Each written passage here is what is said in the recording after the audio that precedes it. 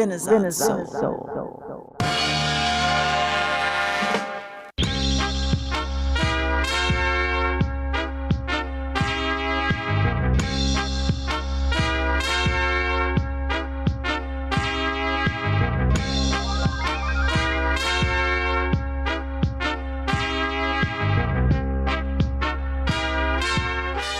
Welcome to the Fresh to the Word podcast. I'm your host, Kelly K. Fresh Frazier. And for this episode of Renaissance Soul, I'm joined by indie singer, songwriter, arranger, producer, and all-around jack of all music trades, Fred Thomas, band leader of Saturday Looks Good to Me, as we talk about their 2003 album, All Your Summer Songs. Coming from the Ypsilanti, Ann Arbor area, Fred Thomas's contributions to the Michigan music scene are just as prevalent in Detroit. With a couple local releases for Saturday Looks Good to Me back in the year 2000, All Your Summer Songs was the first real album for the project of Thomas, released via Polyvinyl Record Company in 2003. While many of us have a place in our hearts for this album, Thomas did face mixed feelings and confusion about what exactly this project is, which we talk about during this episode. Along with diving into the origins of this project, we go track by track through the album, with Thomas sharing stories about the writing and recording and the collaboration between all the players on this album. There's a whole list of people on there, and we talk about everybody that was featured on this album. And around 20 years later, All Your Summer Songs is still an important part of Michigan's music history. So, without further ado, let's talk about Saturday Looks Good to Me's 2003 album, All Your Summer Songs, with Fred Thomas. All right, welcome to the Renaissance Soul podcast, and I'm your host, Kelly K. Fresh Frazier, and we have a great topic for this episode today. I'm going to be talking with Fred Thomas. He is the band leader for the project Saturday Looks Good to Me, and what we're going to do today is talk about their 2003 album, All Your Summer Songs, and I got Fred right here with me. How you doing today? I'm good. Thank you so much for having me. It's cool. I remember maybe it was probably around the time that this, maybe a little after this album came out, or probably after the next album, Every Night, came out, is when I kind of fell upon, Saturday Looks Good to Me as a, band. And I think it was the weirdest way, from what I remember, is the weirdest way I got into it. One of the singers that you've worked with, Betty Marie Barnes, way back in the day, she was a part of this metalcore band called Emotep. Emotep. Yeah. Emotep, dog. And one of my closest friends went to school with all the guys in that band. And my friend brought it up to me, and I was like, so we listened to this album, and then I just started going down a rabbit hole of other things. And it led me to Saturday Looks Good to Me. Dude, Emotep was good, though. Emotep was for 2003, 2002, Evanescence style, dude, mallcore. It's good. When my friend put me onto them, I had to go everywhere to try to find the CD. And the only place I could find it at the time was it was on CD Baby or something like that. and I got that. And then right after they put out another project under a different name with one less member called The Dial. And oh right, yeah, of course. Yeah, and then I bought that record, that CD too, and I found that somewhere also.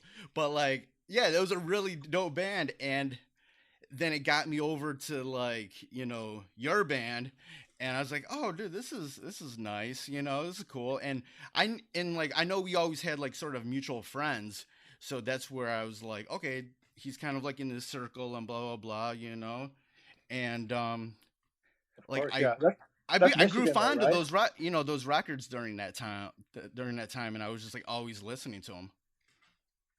Cool. Yeah, I mean, it's so long. It's so strange to think about so long ago. To think about The Dial and Emotep and Pharaoh's Golden Cup and all the shit from early 2000s, late 90s. Metro Detroit. Because I only lived in Detroit for a year or two, 2003, 2004. But I'm mostly Ann Arbor and Ypsi, Like I grew up in Ypsi and still live in Ann Arbor now. But that kind of whole like suburban metro, like most of my friends were that I'm still in touch with were in bands, and that's how we met each other. You know, we're in these crazy, like sometimes good, sometimes not so good bands. You know, like Yeah, it's as it cool. happens, it's just like everybody was in like 20 bands and Oh, with each other and stuff. And one day you're totally. like, "Hey, let's start a band. You, and you, man. We're bored right now because our other bands aren't really doing nothing. Let's start another band." Exactly that. Yeah, totally. Okay, like during this time, like what year did you think you started working on songs for all your summer songs? Well, it's interesting that you mentioned the kind of like everybody's in a thousand bands thing because like I was in a band from 1998 till 2001 called Lovesick. I was the drummer and the singer for that band, and that was kind of like an emo hardcore kind of thing. And around the same time, I was also playing bass for the band His Name Is Alive, Yeah. kind of more like dreamy. You know, they're kind of doing like an R&B thing when I was in the band, which is very strange. But like that band still plays in Detroit. Yeah. So I was playing this like, emo band where I was like thrashing drums and crying during the sets, and I was playing in this like R&B band with this like soulful kind of like intense singer. But I would go home after these gigs, and I would only ever listen to Motown, and that's where Saturday Looks Good to Me kind of started. So I'd be at hardcore shows, and people are like, "Oh, did you hear like the new Hot Water music?" I was like, "Yeah, that shit sucks. I'm sorry. Like I want to listen to like Smokey Robinson. I want to listen to Supremes. I'm getting way into like you know weird '60s music like Joe Meek production and Phil Spector shit Yep. like that." And so I started recording. Saturday Looks Good to Me was like a recording project just by myself.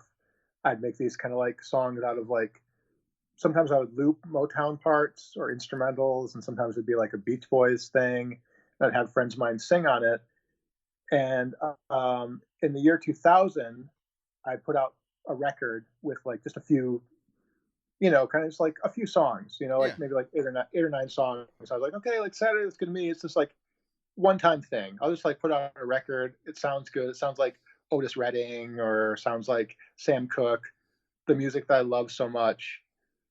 And we put out 300 copies of this LP, and it was a really big hit. Like I remember people coming to my house I'd never met before, being like, "Hey man, like I got to get one of those records." And I was like, "Okay, who told you where I lived?" It's kind of like 1999, 2000, kind of like I think I must have been 23, 24, and just like I was like, "Oh, this is cool. People are responding to this music. That's amazing."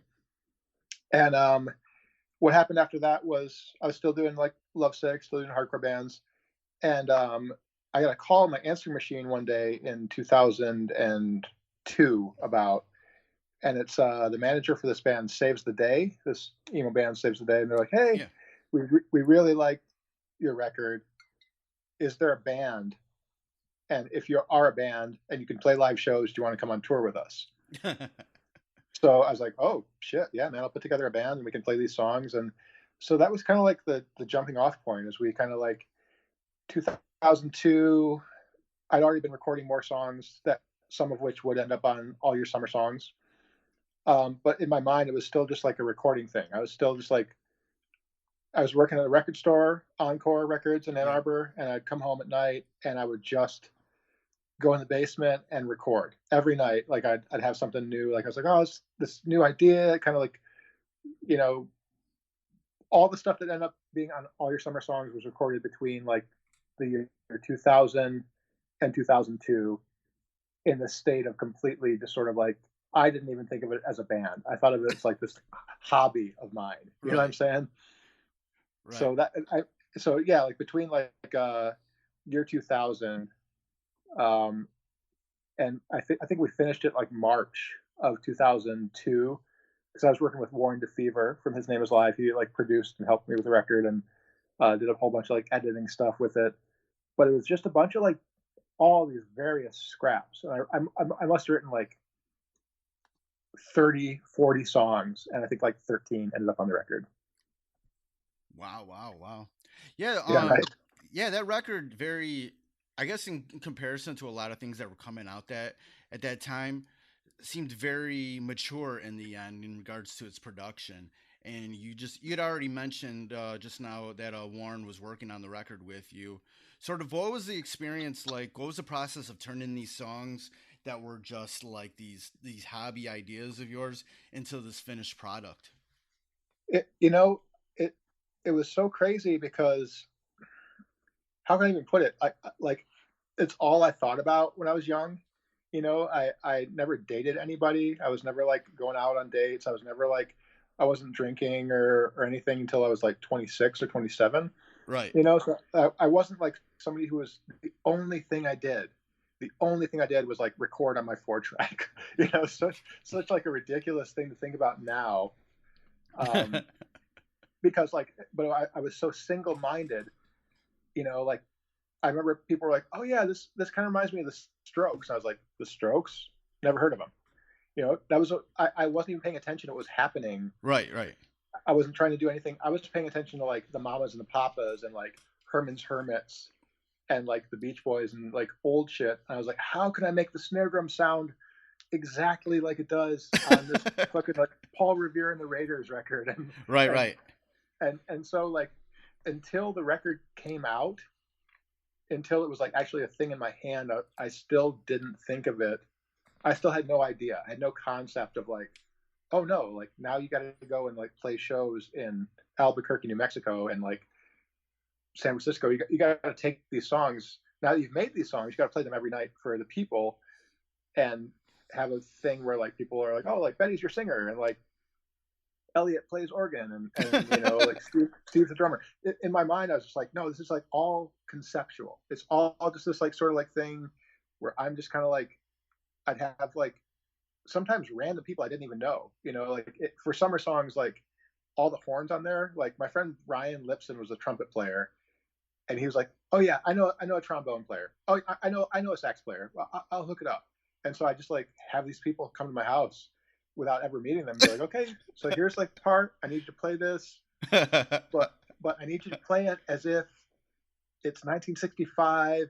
And you're having a nervous breakdown. I just like say stupid shit like that, so that like I get like the desired performance out of these strangers, never thinking that anyone would ever hear it or that it would ever be a thing that I'd have to like talk about, 15 years later. How did those songs, translate to making live performances out of them? Sometimes not so good, to be honest. I mean, like I definitely came from a punk background. So the idea was like you get to the show, you play, you set up, and you throw it down. Yeah. And that doesn't really translate so well with these like gentle, sweet Motown.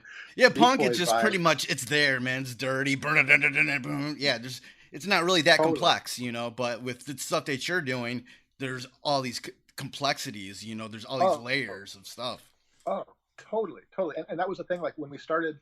Okay, so Summer Songs comes out in March of 2003, and I'm just clueless. I'm just a clueless dipshit kid.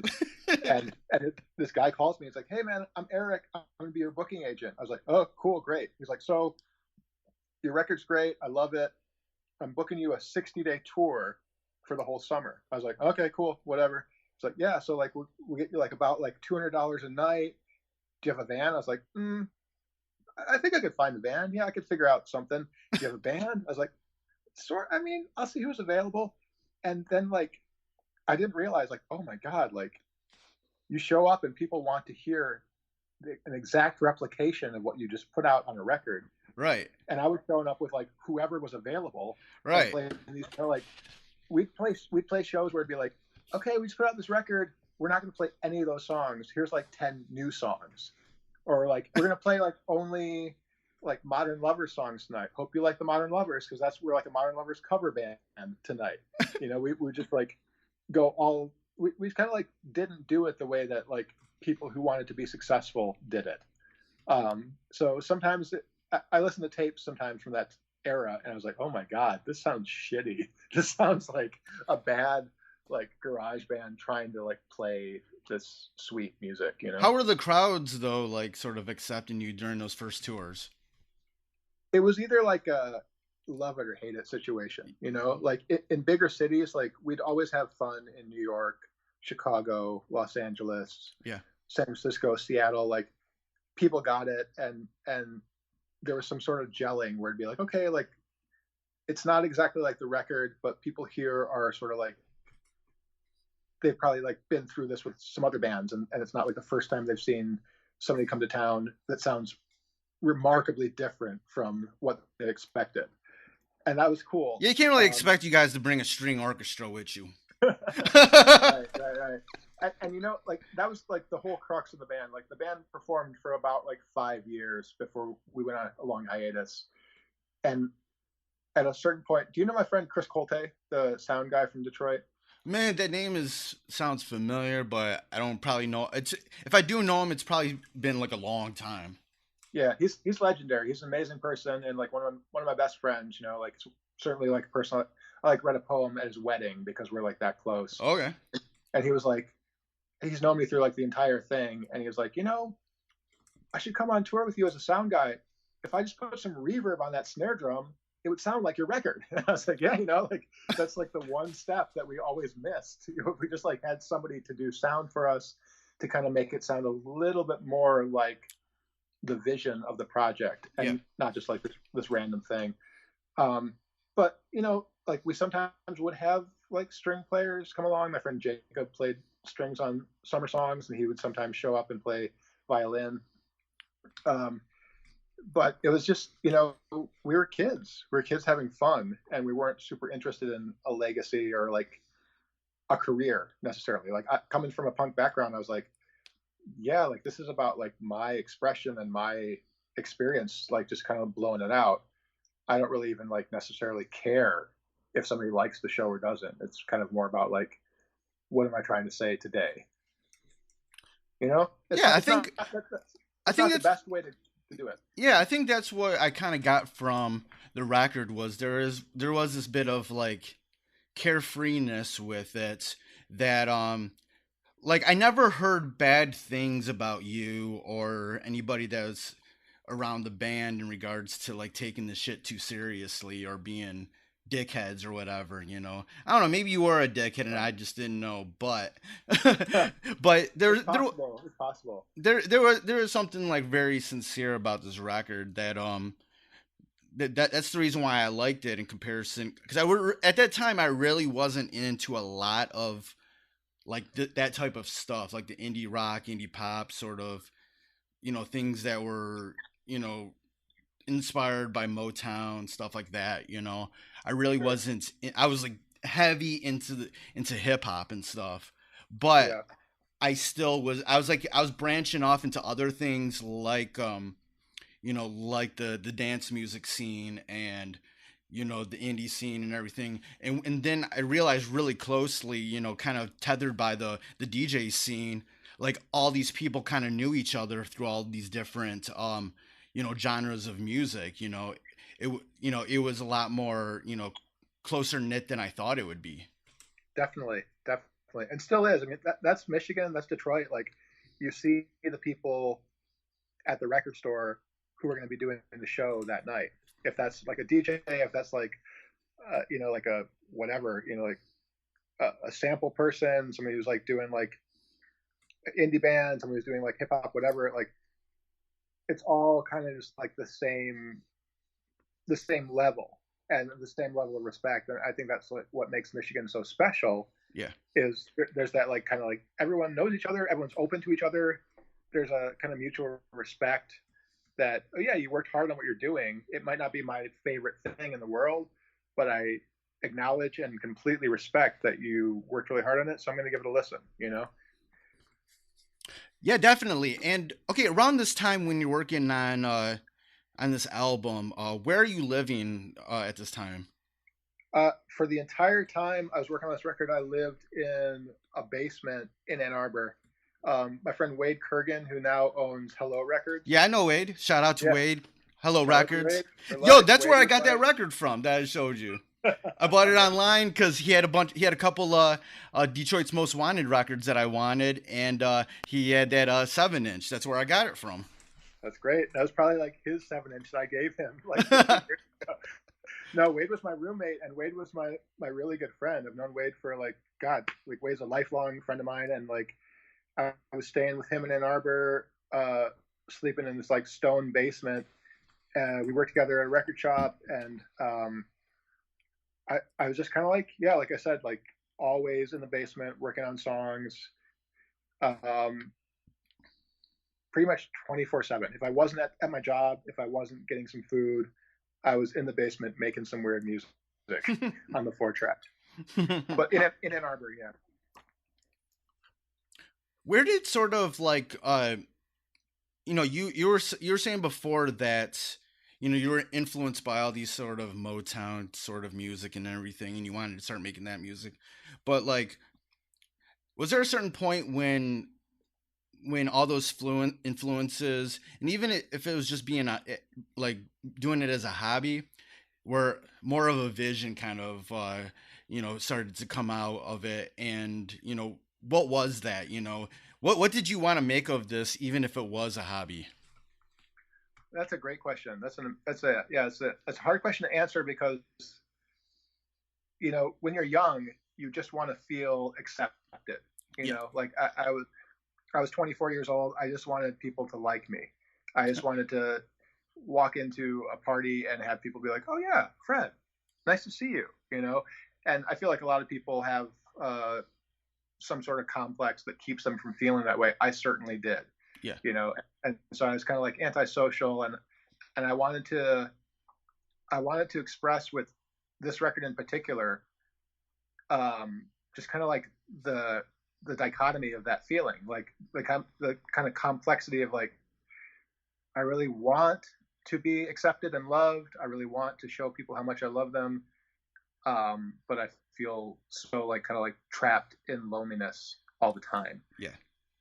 So like that's like, that record is like, there's a couple of songs on there that were about like this person I was like really, really into at the time. And it was really complicated because they had like a husband who was from overseas, and they're still technically married, even though we were going out, and she didn't know if it was going to be me or him. And like when you're young, that shit will ruin a couple of years for you. You know what I mean? Like, and so, cause I really still, we're still friends, and we're still people who care about each other a lot. But back then, my love for her was sort of selfish. It was more about like me wanting to be the one that like she chose. Mm-hmm. So there are songs about that I didn't even understand until like a lot later, were sort of like selfish love songs. And it all kind of plays into this feeling of like, yeah, like I want to be someone that people admire and care about. I'm not even sure if I care about myself that much, and just kind of like grappling with those feelings. And I think you can kind of hear that sadness throughout the whole record. Yeah, that is something that I really, noticed about the record, is that sort of that young loneliness of, I think we all kind of like went through that. Like we always tried to find our little niche, like in the music scene or whatever, circle that you wanted to be a part of. And like, yeah, it's kind of crazy at that, but like during this time, what, when you're outside of doing like, doing the band stuff that you were like the other bands, and writing songs and whatnot, where did you put yourself, like within the city or the music scene or whatnot? Like what were some of the things that you were around during that time? That's another amazing question, because like, unless you were around like Southeast Michigan in the turn of the century, it's hard to understand that question. You know what I'm saying? Like, right. Like I definitely felt kind of like, I was searching for an identity. I was playing in a hardcore band, and be like, oh, this doesn't really feel right. I don't really care about the things that like some of these other folks care about. Garage rock was kind of starting to happen. I've seen like the White Stripes play, and such an amazing band, like a perfect band, perfect moment. But I still was like, like, I like some parts of this, but like, it's not me. I feel like this is something I respect so deeply, and I see how people can get so much out of this music, but like, it's a little different than I want to do it. You know, I don't feel like Jack and Meg ever listened to Joy Division. I don't feel like they really kind of like got into like, you know, different stuff that was like a little bit more like multifaceted. Yeah. And I was working at a record store in Ann Arbor where like people were bringing in crazy like synth records every day. People were playing like, I was like working with like Aaron from Wolf Eyes was one of my coworkers. So he was playing like fucked up noise records every day. He was playing like Coltrane records and like working with Wade, working with my friend Ben Bracken, who was like really into like music concrete. So I was getting all these different sort of like inputs. Yeah.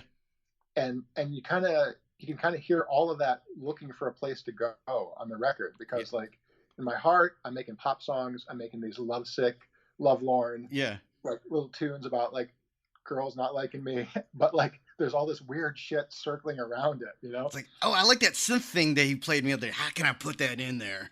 Exactly.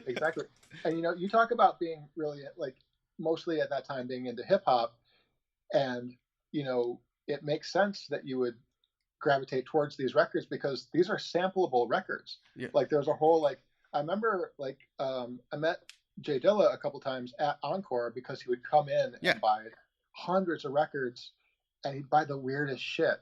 And he was so friendly and kind of like doesn't say much and was kind of retiring. But if you start talking to him about like the weird kind of like Polish prog record, he'd be like, "Oh man, listen to this 5 seconds of it," you know. And so there was that mentality of like, I got to make something that's never been made before for all the people that are listening really closely for my sounds, because I want to make a sound that's just me, that takes everything I've had and everything I've experienced, and it's nobody else can make it. So that's what I was going for too, a little bit, you know. Oh, was there, you know, you mentioned like this was also during that time of like the White Stripes explosion, the garage rock explosion. Did you ever get sort of lumped into that? Yeah, I feel like every band with a guitar from Detroit did. For a while, you know? like I played bass with that band, the Sights, for one tour.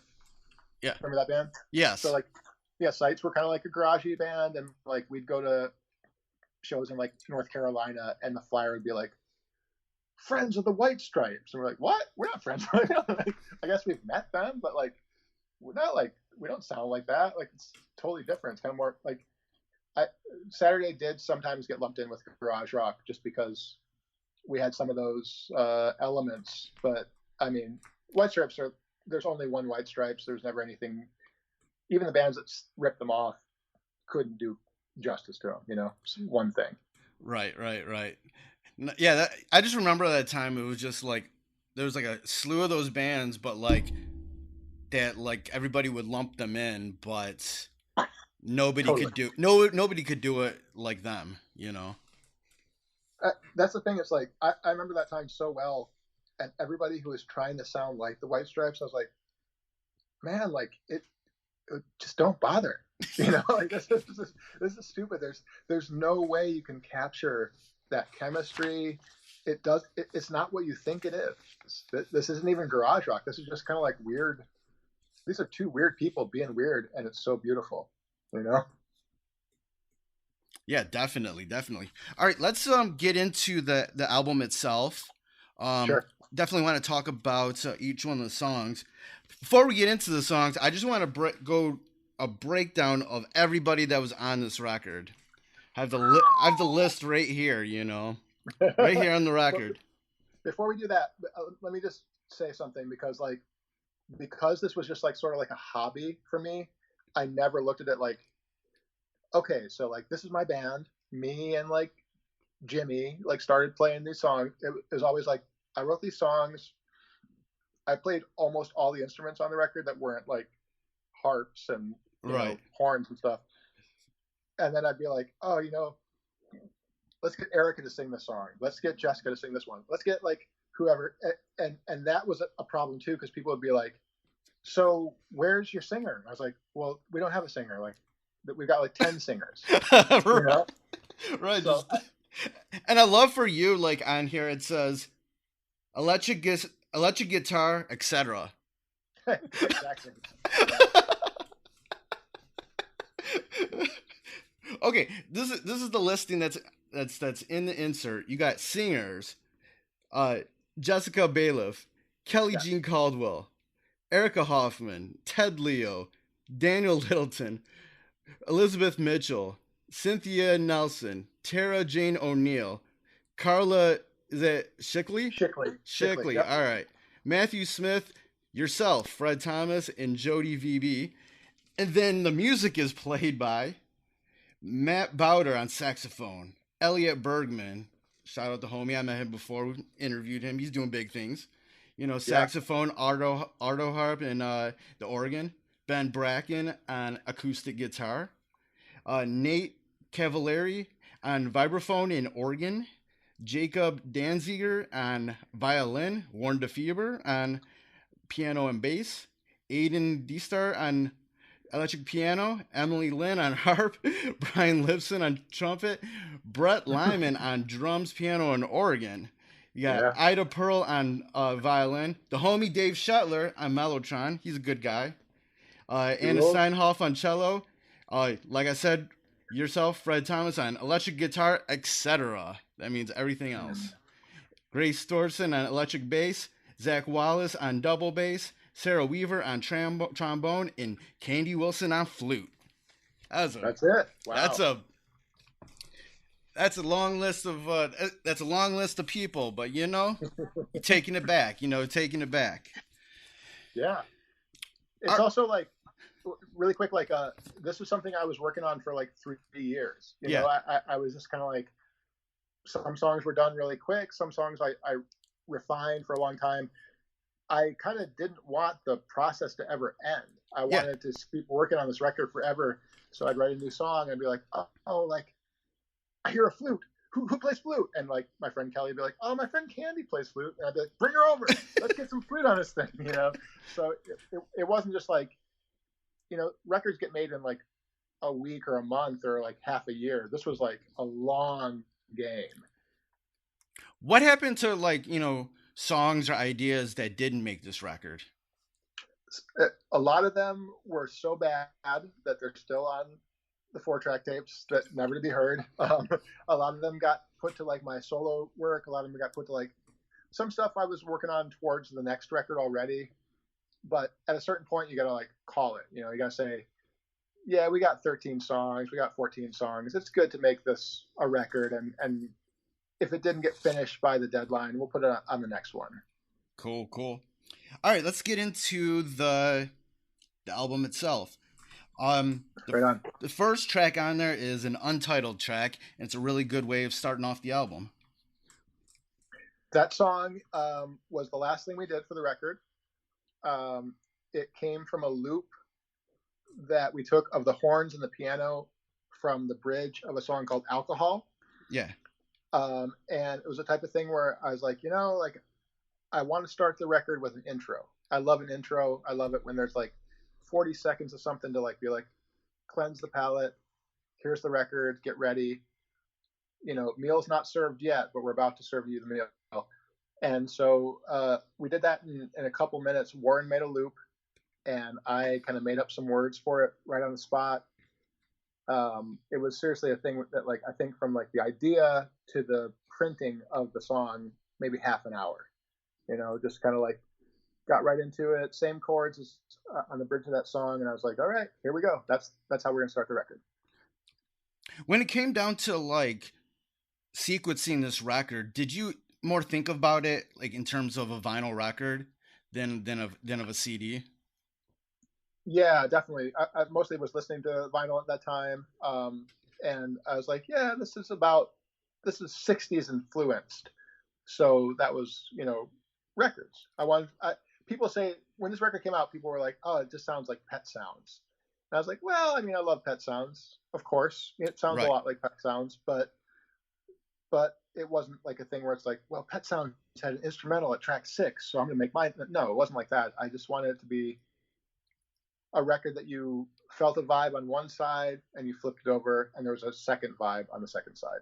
Yeah, because both sides like start and end with like songs that sound like a start and ending of something, you know. Completely. I wanted it to be upbeat and then reveal the sadness and the emotional layers as it went on both sides. The next song is a big favorite of mine, "Meet Me by the Water." Thank you. Super like live songs. One of the ones we play the most live. One of the first songs we wrote for the record. My friend Jody Bunano, who lives out in Providence, Rhode Island, she sang on this tune. Something I didn't tell you is during the couple of years I was working on this, I was actually traveling around a lot. Like I was Okay.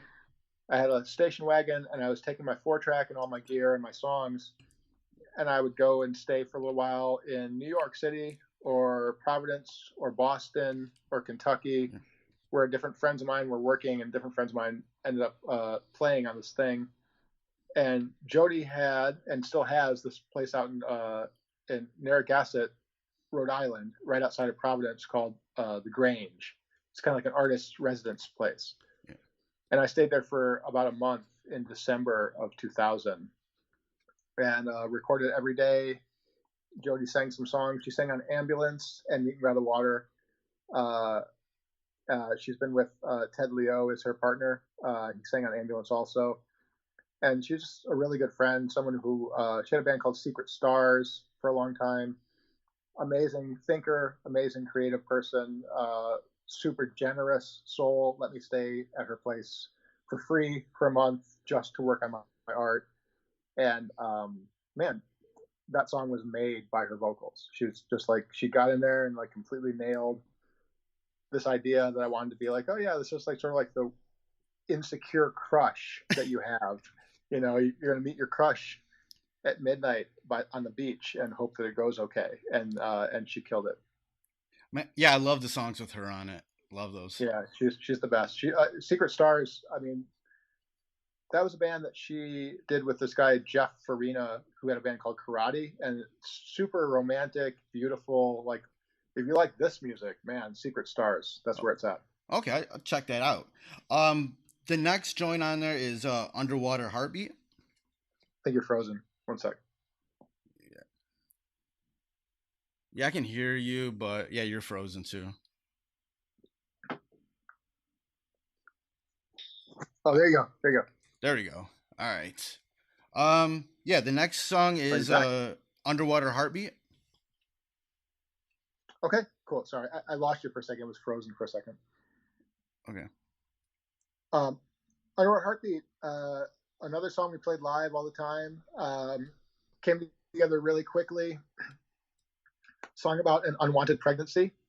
Kind of, you know, the idea is like, yeah, like I kind of feel like something's coming up. I feel like there's a second heartbeat happening. Not really sure about this. Are we ready for this? Is the main push of this tune. Not from personal experience, but just like conceptual. Yeah, and Ben Bracken did the string arrangements for the song.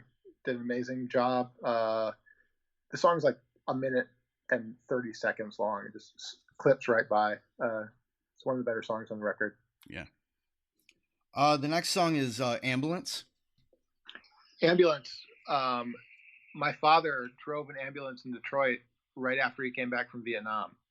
So this was kind of a song about his perspectives, you know, in like early 70s, hanging out, you know, intense times, watching crazy shit happen. Stories he told me about cars on fire and people dying in his arms and like weird, heavy, you know, dad shit.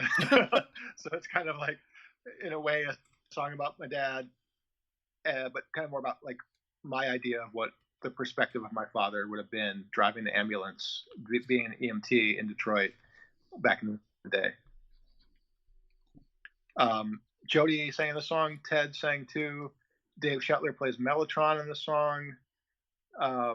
Warren had a Kyoto, like this Japanese instrument that he played on this one. Yeah, this was a tricked out song. We put all the bells and whistles on this one. Nice. The next song is Light Bulb Heart. Okay, so there were 2 songs that made it to the vinyl that were not on the CD. Okay. I like doing that back in the day. I like to give vinyl listeners a little bit extra Yeah. for different things. And also, Grace Thorson played bass in one of the first versions of the band and was a little bit pissed off that she didn't play on any of the records. You know, there were a couple things she played on here and there, but I was like, oh, you know, like that does suck. I'm sorry. Like maybe we should get you on the record. So we got together and kind of jammed out this song. Kelly Caldwell sings. You know, Grace was playing in the band after I'd recorded most of this record and played for like about a year, maybe year and a half. But I wanted to make sure that like she was represented and Kelly was represented. So Lightbulb Heart and Can't Ever Sleep are the 2 songs we kind of added to the mix after the record was done. And the song's cool. It's fun. It's kind of like a fuzzy 1-minute jam. But Can't Ever Sleep is one of the best songs on the record for sure. The next song is The Sun Doesn't Want to Shine. Sun Doesn't Want to Shine. That's the one I sing lead on. The first song on the record I sing lead on. Definitely like a Otis Redding, Al Green inspired ballad. Totally taken from that kind of like soul energy. Carla Shickley sings the harmonies on this song. Elliot, this is when I met Elliot Bergman. He came by and played horn on it, and we got along really well right from the jump. We're still really good friends. We've been friends for, you know, coming up on 20 years now. Watched him grow as an artist, and this was the first time we hung out. It was tracking the horn arrangements for this like song. His whole family really liked this one a lot. Like, you know, he's in a band with his sister. Yeah. And I remember like hanging out with his dad, and his dad was like, "What's this song about, man? This is a good song." And I was like, you know, it's about devotion. It's about really loving someone so much that you can't really think about anything else. And, you know, who hasn't felt that way? Right. The next song is Caught. Caught. Vocals by my friend Jessica Bailiff, an amazing artist from Toledo, Ohio. She does records on Cranky, solo records on Cranky. She's been at it for a long time. Such a cool person. She just came up to Ann Arbor one day and sang this song about sneaking into an old school. You know, teenage shit, doing funny, stupid stuff. This was a cool song because it started out, the song, I had a glockenspiel, actually, that Dave Shetler got me. He took it from his high school in Plymouth. So I had this like bell set, glockenspiel, and I was recording on it one night, just like overdubbing like 10 different layers of glockenspiel and then putting it half speed. And after I'd done that for like 2 or 3 hours, I was like, oh, wow, like there's like a good like 2-minute song in here. So I kind of like took a riff from that and kind of started building on it and building more and more. And I was like, oh, this is beautiful. This is really like, this is what it is. And it kind of became that song Caught that Jessica sang on. Right. The next song is All Our Summer Songs. All Our Summer Songs, sort of like the title track, breakup song, all about, you know, a painful breakup. Tara Jane O'Neill and Cynthia Nelson were my friends in Louisville, Kentucky around that time. They had a band called Retsin together. And I drove down to Kentucky and I was like, yeah, I want you to sing on the song. And I remember both of them were a little bit hesitant. They didn't really want to do it. Oh. They were kind of like, yeah, maybe I can like sing like a ooh. So I was like, no, I want you to sing like this part. And they're like, you know, it's out of my range. I think they didn't like the song. I think I might have been like overstepping my bounds a little bit, maybe. I don't know. They liked hanging out with me as far as I could tell. And we got along and we like hung out and like drove around town and whatnot. But I feel like when it came time to work on this music, they were a little bit stressed out by my presence. So I don't know if you hear like the stress in the song, but it kind of makes sense. I kind of showed up out of nowhere. I was like, hey, I'm coming in from Michigan. I'll be at your house in like 6 hours. Be ready for me to like stay there. And who knows what they were going through. I didn't really know them that well. You know, they were they were dating at the time. They were a couple back then. Maybe they were like in a thing. Maybe like I know there's always like uncertainties for like how they were doing. Right. And I kind of felt like, oh yeah, I just kind of showed up and demanded that they sang in my song. But you know, it's a beautiful song nonetheless. That's funny. The next song is "No Good with Secrets." No Good with Secrets, sung by Matthew Smith from Outrageous Cherry, Detroit legend, amazing singer. He had just broken his arm falling on some ice. Oh. So I went to Hamtramck and picked him up, and he was like really, really sketchy about ice. It was the winter time. I remember it was like winter of 2001, and we went over to record at my house, and he was like, "Can you like just like bring the car over? I don't want to walk on any ice." And I was like, "Oh sure, man. Like I'm sure we can figure it out." But he nailed it. He did such a good job. He kind of went for like a, you know, Beach Boys, Dennis Wilson, low, husky baritone voice. He did all the harmonies with himself. Did it in like 10 minutes. Such a pro. Good song. The next one is another favorite of mine, Alcohol. Yeah, that's the one that I think that's probably like our best known tune, maybe. Definitely one that people responded to the most. Interesting because at the time I made that song, I'd never drank at all. I didn't drink till I was a little bit older, like 25, 26. So when I was like 23, 24, I was just writing this tune about like people who get so nervous in social situations, they drink till they can't even function. But it wasn't from personal experience. It was just like an idea. And man, I remember this tune. I was staying in a house with Aaron Dillaway and John Olson from Wolf Eyes. We were living in Ann Arbor together. Michael Troutman was another dude there, living there, all good friends. And I woke up one night. I used to keep a tape recorder by the side of my bed. And I woke up one night from a dream and I started singing this song into the tape recorder. And the next day I recorded it front to back and had Erica come over and sing the lyrics.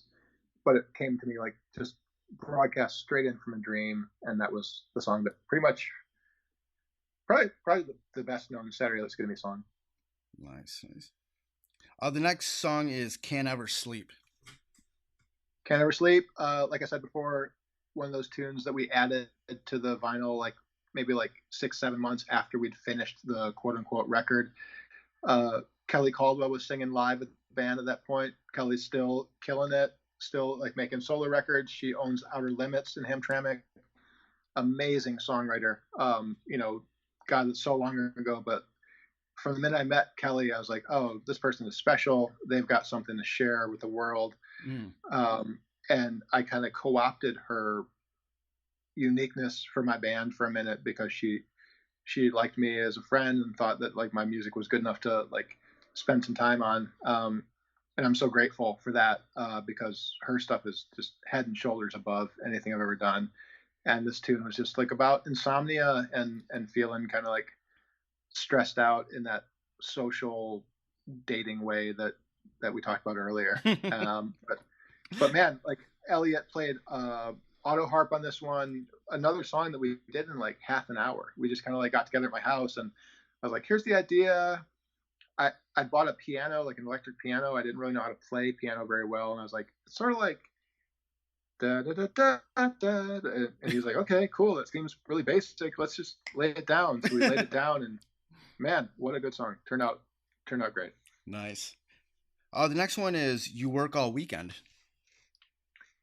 You Work All Weekend, a song about working at the record store all weekend long. And actually has a story behind it where I was working at the record store Friday, Saturday, Sunday. On Saturday, somebody comes in and they're like, hey man, like, how you doing? Are you still going out with so-and-so? And I was like, yeah, of course. Yeah, we're doing good. It's like, oh, because I saw her last night hanging out at this other place, not with you. And I was like, oh, fuck, I thought we were good. So that was definitely like a real life situation where I, it happens to the best of us. We think we're going out with somebody, and it turns out we might not be. And that's what that song is kind of about. Really heavy into the Byrds. I borrowed like a 12-string guitar for that song to get sort of like that Byrdsy, jangly 12-string thing. And yeah, that was a lived experience. I was working while the person I thought I was dating was hanging out with somebody else. Mm. Man. They love you. All right, the next song is Typing. Typing, sung by Dan and Liz from a band called Ida. Ida is New York, kind of like gentle, acoustic, folkish band. Amazing singers, so good. You know the song by Lisa Loeb called "Stay"? Yeah. They sing the backup on that song. Oh, word! Oh, yeah. So like those are my friends who I played with them a couple times. Like did tours as like their drummer. They were really close with Warren, but they're like a New York pop band. And you know, early '90s, they were hanging out with Lisa Loeb, doing backup vocals for her. And then, like in the early 2000s, they started doing their own thing. Man, those records are just so pristine, so beautiful, so well crafted. And I'm not the strongest singer in the world. I know that about myself. I love to sing, but like, not everybody loves my voice. But those two have such beautiful harmonies, such crystalline things with each other.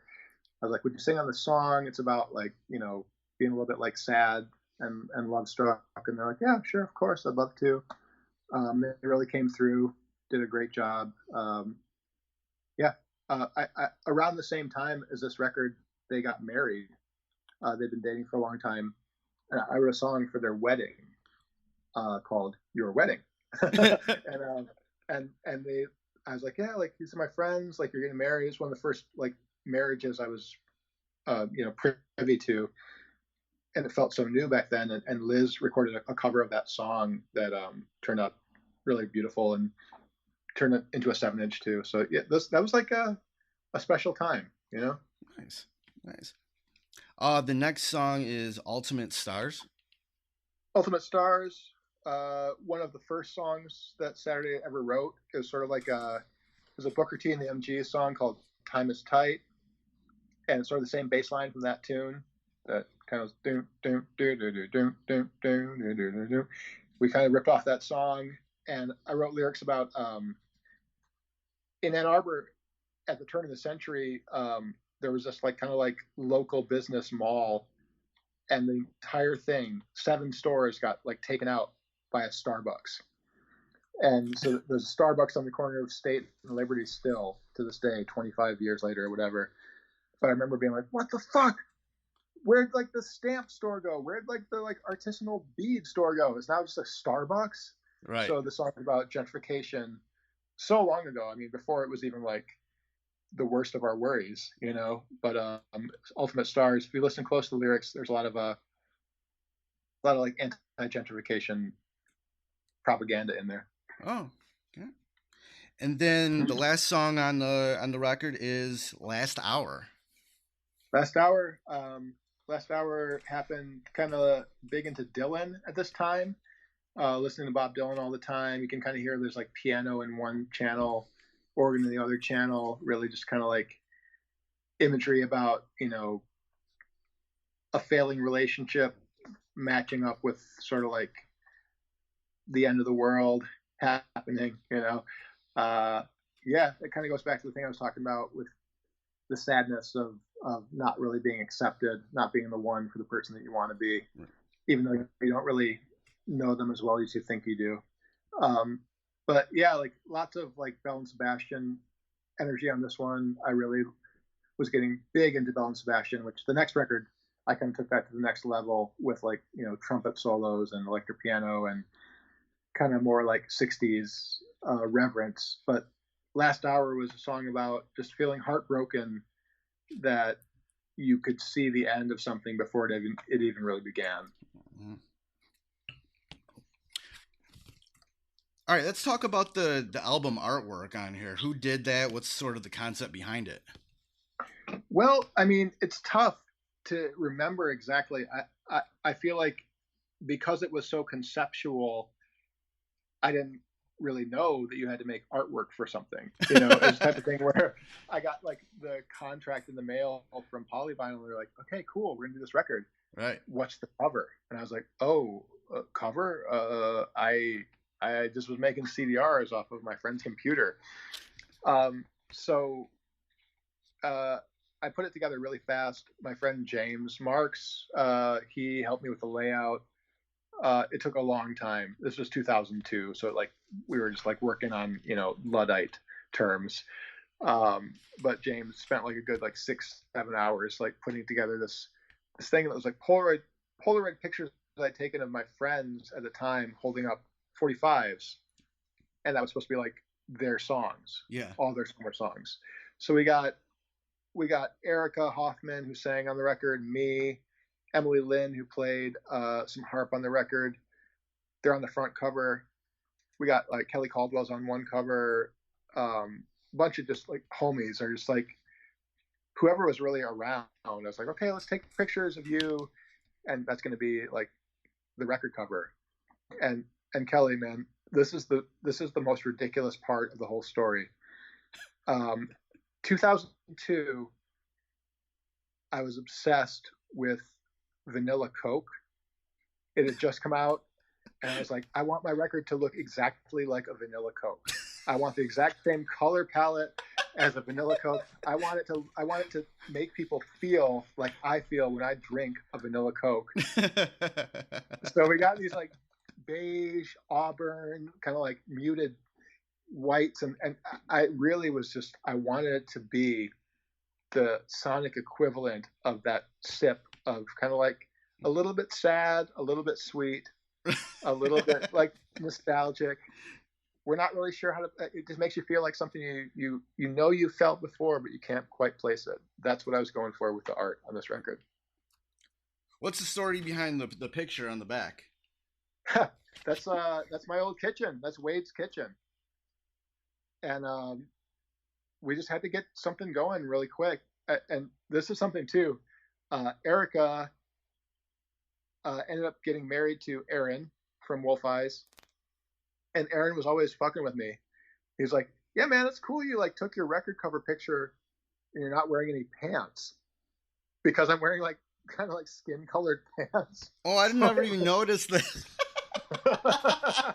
Right? He was like, that's cool. You like brought my like girlfriend, later wife, over and like took pictures, and you didn't even like bother to wear pants. I was like, and I have like a Thai kitchen. Like there's like a Brita filter and some dishes and this like shitty like box Thai food there. It's very much, that's how I was living in 2002. Just kind of like, yep, that was my kitchen. That's my life. It's pretty funny. Yeah, good friend of mine, good probably friend of yours, Doug Coombe, did the photo. One of the things I've because to me, like, Doug's an icon when it comes to photography, like for like documenting Michigan music, you know. He's like an icon. He's done so much good stuff. And I feel like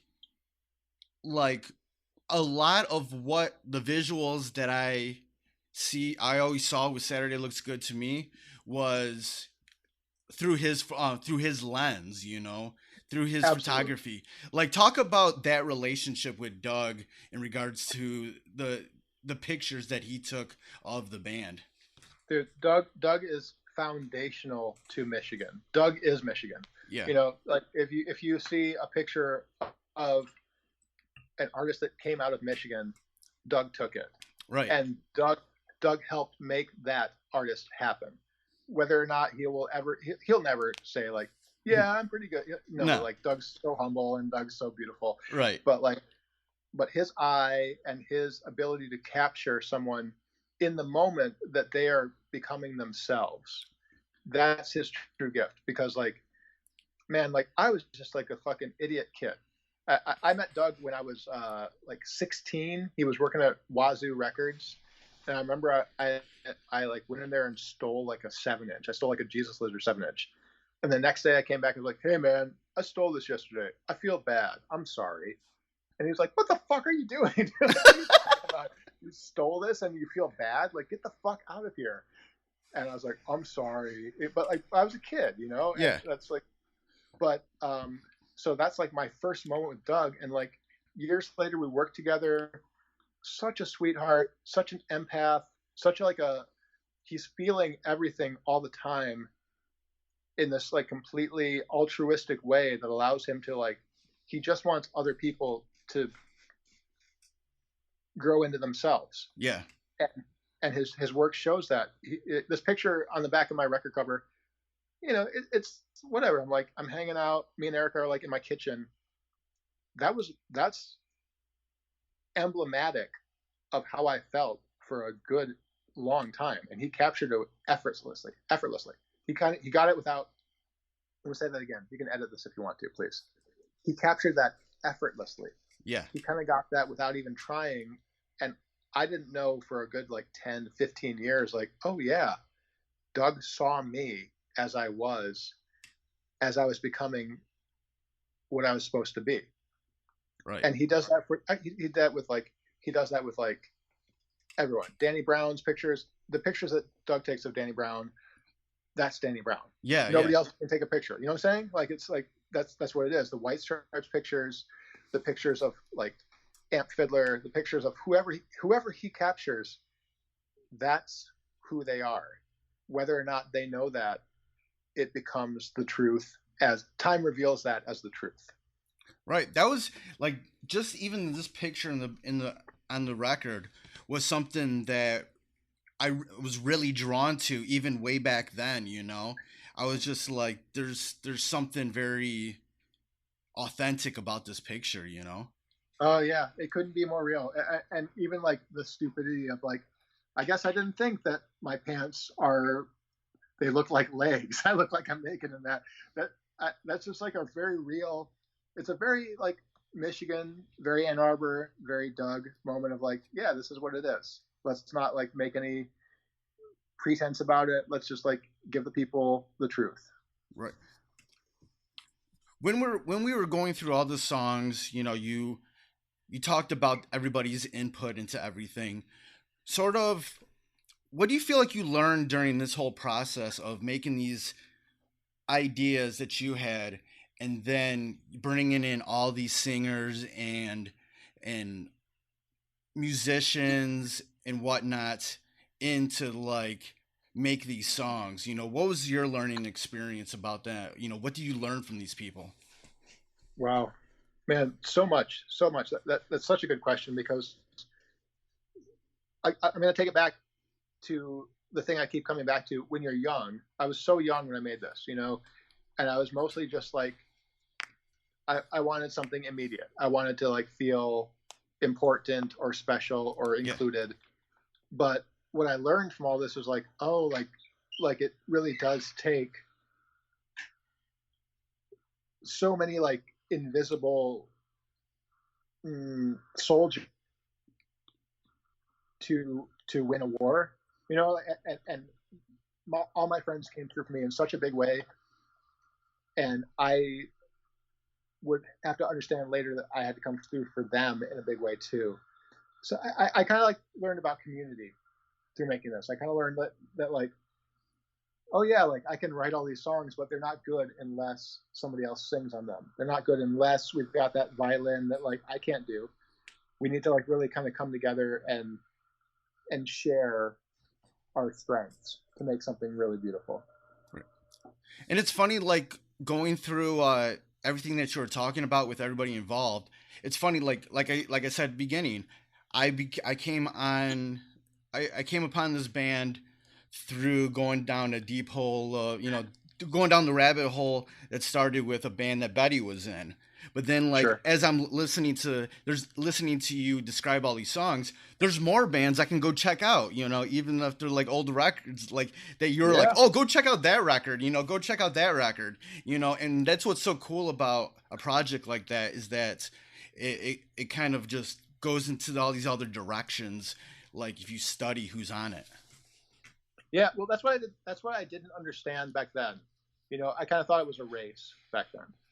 I thought, like, I mean, you know, when you're younger, you kind of feel like, I got to be special. Like, why is Jack White special and I'm not? It's Right. like, well, no, everyone's special. We're all special and we're all not special.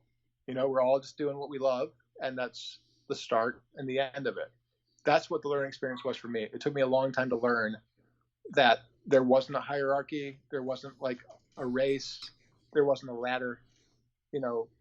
Everyone who's doing quote unquote well is really suffering. Everyone who's like quote unquote unknown is making amazing stuff. It's all about just like having an idea and hanging out with your friends and letting them know about your ideas.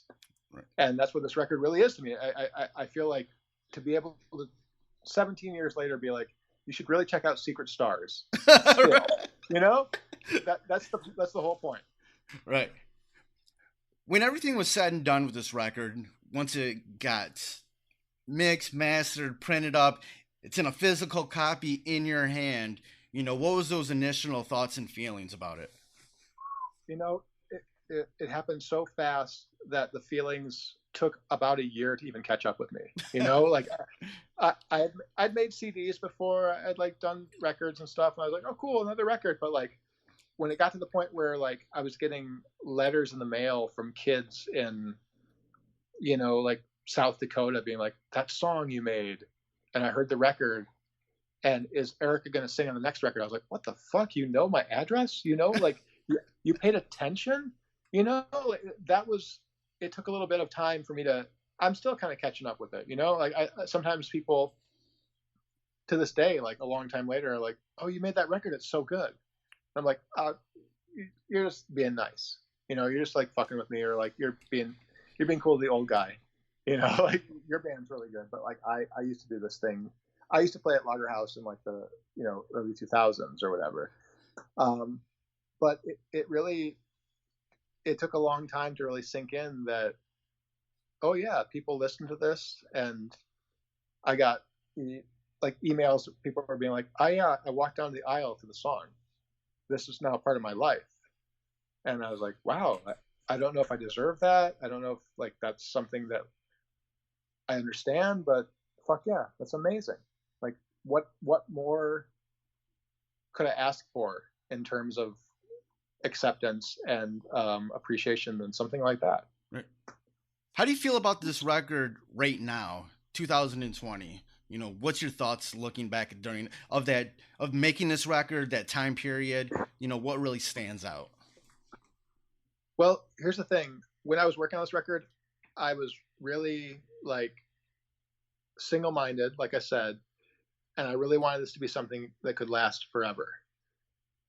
And looking back so many years later, it still holds up. It's really, really good. It's some of the best stuff I've ever worked on. I listen to myself singing. I'm like, oh, I can sing better now, but that's okay. It's cool that I'm not the best singer. It's cool that I didn't really know how to like keep my guitar in tune. That's kind of part of what made it so beautiful. Yeah, it's rough. It was fucked up. It's really fucked up. But that's how I was. That's how the early 2000s were. This happened in the midst of September 11th. This happened in the midst of like me turning like 25. That's a fucked up time for everyone. Like that's what it sounds like to be 25 and kind of starting to understand yourself and let some things go. Looking back at it now, I'm 43. It's a beautiful, amazing document of a strange time that will never happen again.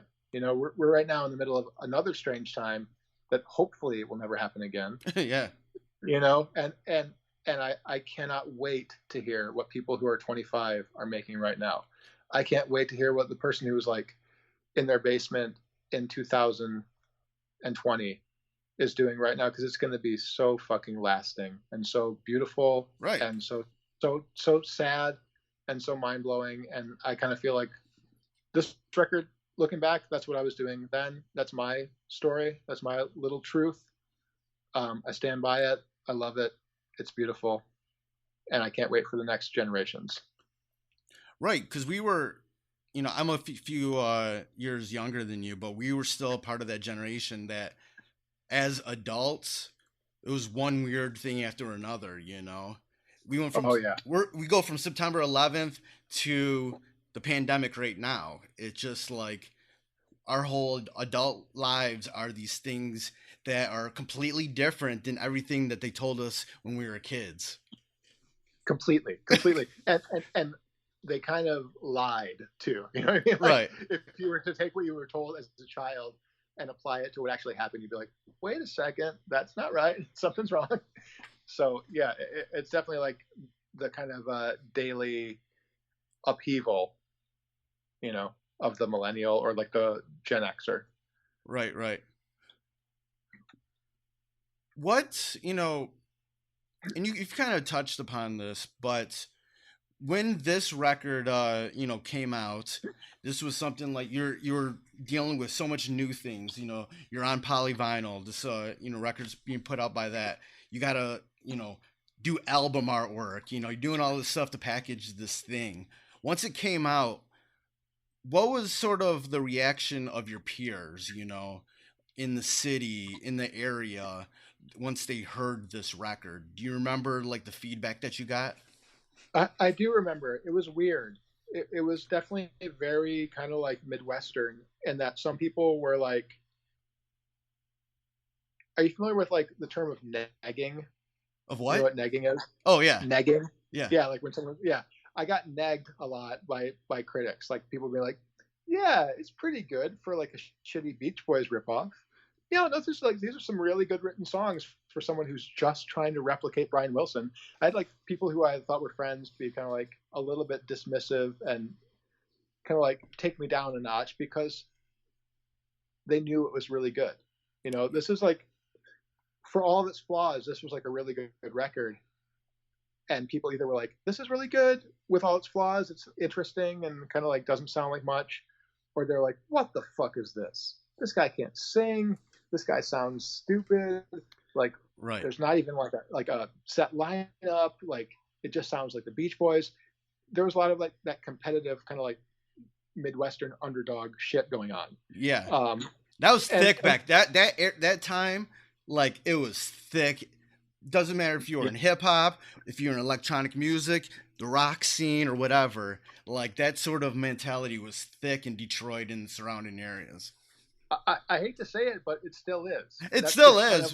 Kind of like, but in a different way. But like back then, it was just like, yo, it was thick, man. Like, you could cut it with a knife, man. Exactly.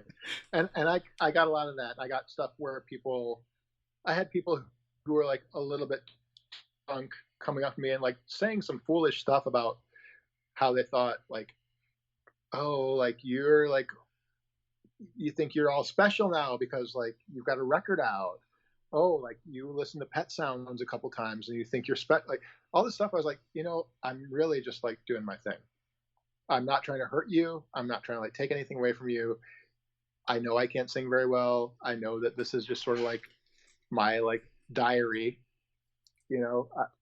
What do you want? But see, like so somebody had to like it to give you the opportunities and the platform to put it out.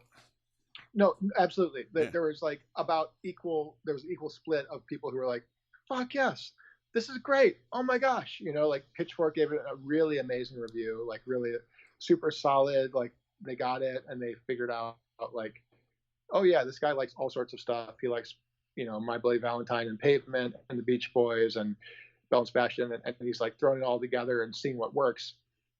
But I understand we're all trying to like be heard. We're all trying to be loved. We're all trying to be understood and accepted. To see somebody who like isn't like 100% technically talented get a little bit of that shine probably hurt some people's feelings, and that's what it kind of translated to back in 2003. Right, and you were always clear with your influences, and that's what it kind of came out on the record, is that you liked certain things and you wanted to see how you could do them in your own way. Totally, yeah, and there's no illusions that, of course, like Motown, Beach Boys, like, come on, what do you think? Like, that's 100% jumping off point. But there's enough of me in there, and there's enough of like the people who play it on the record to keep it interesting and something else too. Right, and this record never really went overboard with anything. you weren't trying to copycat anything. It was just like, there's all these sounds I like. Let's do something with them. And well, did you ever listen to Cornelius? no. The Japanese dude. He did like a bunch of like really kind of like late '90s kind of like pastiche stuff. Cornelius records are amazing. You check them out. Okay. It was same sort of thing, like where like he clearly like had a moment with like library music and made like some library music sounds 30 years later. And that's what I was kind of going for. Like I was like, yeah, I work at a record store. I listen to new shit every day. I love Stereolab. I love My Blake Valentine. I love, you know, like the Dave McCallum records. I love like the David Axelrod records. It all funnels into this thing, but they're my songs. I'm still kind of like a sad emo piece of shit at heart. So like we got all these like other things coming into. I can't be anything except what I am, but what part of what I am is that I love all this different stuff. The Cornelius records are sort of the same way, in that they're kind of like, this is clearly like a dude in Japan making this music that calls from all this different stuff. Yeah. And that's what I thought of it like. I didn't think like, oh, I'm making this original, beautiful thing that no one's ever done before. It's like, no, this is clearly like a collage. Right. You know, looking back at just the songwriting of this record here in 2020, how do you resonate with those songs that came from you, like that person, you know, those thoughts, those feelings, like here in 2020? You know, they're a little bit embarrassing. Like they're a little bit young, you know, like I was definitely like going through some things I'm not going through anymore. I've been happily married for almost 5 years. I haven't had any sort of like, I probably wasn't very fun to go out with back then. I feel like those songs can definitely like can paint a picture of someone who's like, yeah, this guy's sort of a proto fuckboy a little bit, you know?